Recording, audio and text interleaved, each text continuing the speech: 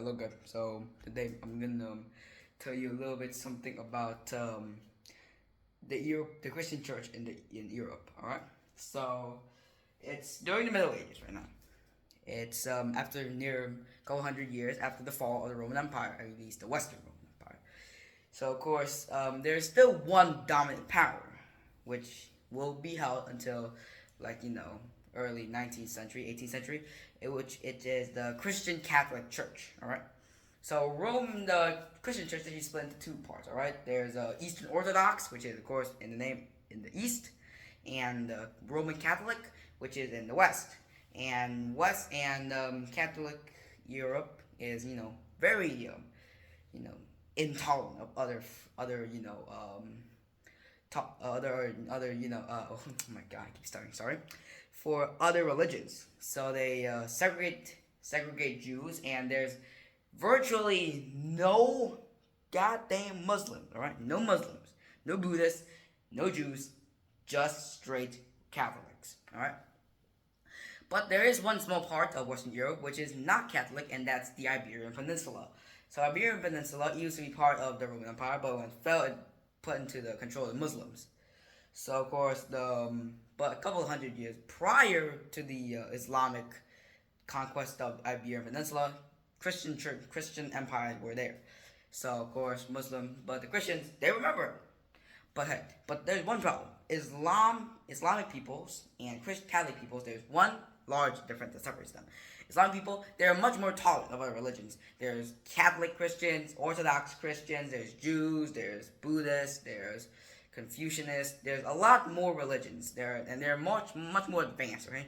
They've made advances in technology, in science, and math, and medicals, and so yeah, it's a lot more different because the Christian barbarics, you could call them at this time very barbaric. Yes.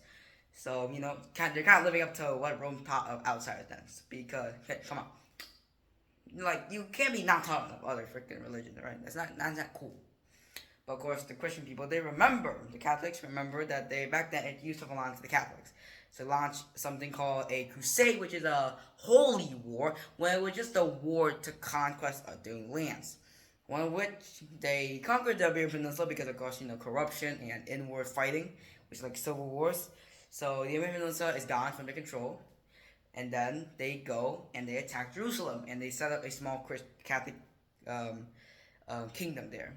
But there's a guy, another Islamic guy, Swedish or something, I don't know. He fights back at the new Catholics, but of course he's a man of religion and reasoning, so he decides to sign a peace treaty with the Catholics, which maintains their peace. So go back to the Iberian Peninsula. But so the reason why the Iberian Peninsula was kept under Muslim rule for a long time was because of natural mountains, which is of course very normal. There are still natural barriers here too. So of course, other Christian kingdoms, they're fighting. The Catholic, imagine the Catholic Church. It's also a political power as well, also a religious power. But imagine the Catholic Church as a father, and all these kingdoms, they're just little children fighting over power control. So basically, they just want them to stop, and what better way to give them a common enemy? So of course, they get a common enemy. So for 300 years, and because of their tolerance, the Muslims keep their land, but then because of inward fighting and stuff, they eventually fall. One of which was for Moroccan Muslims because they were fundamentalists. They didn't care for the general realm, which was the people, the peasants, the slightly upper classes, but they only cared for themselves, which was not good and they weren't tolerant as well. They were barbarians. So of course, because of the inward fighting and the Christian being united, they eventually take over the Iberian Peninsula, which is not exactly the best thing you want. So now we're going back. Now there's still a couple of new advancements. Okay, I'll explain you the feudal system. Right, so this is the feudal system.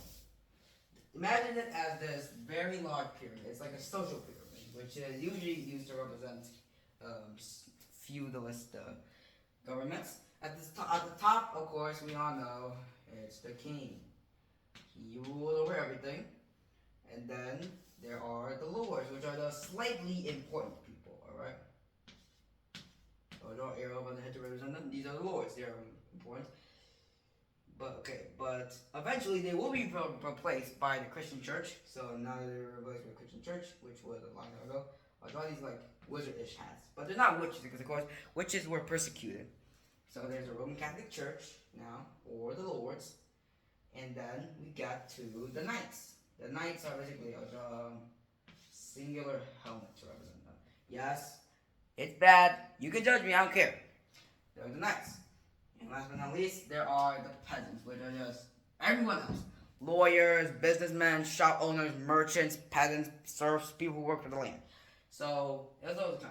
So the king gives land to the Lord, the Catholic Church. The Catholic Church is, again, loyal to them, sends knights and the peasants' crops. The lords and Catholic leaders, they pay and let the knights, or maybe right now we call it bearers if you want, have some of the land, and in return they need to protect them. So that's what the knights do. They protect the kingdom and the people and then the men. And then last but not least, the knights offer protection and give some of their land to the peasants, the peasantry, and most of the people. And in return, they just swear to be loyal to them and send men to them and do stuff for them. So of course, but the problem is they also have one problem. They have to pay taxes to the knights, the lords, and the Catholic Church and the king, which is of course not fair. Which is stable for a little bit, but you can definitely see it is not fair. Like, it is definitely not fair. So yeah, not good. And usually there will be rebellion and stuff, but I'll explain that in another video. All right. So yeah, hope you found this video helpful, and I'll see you next time. See you.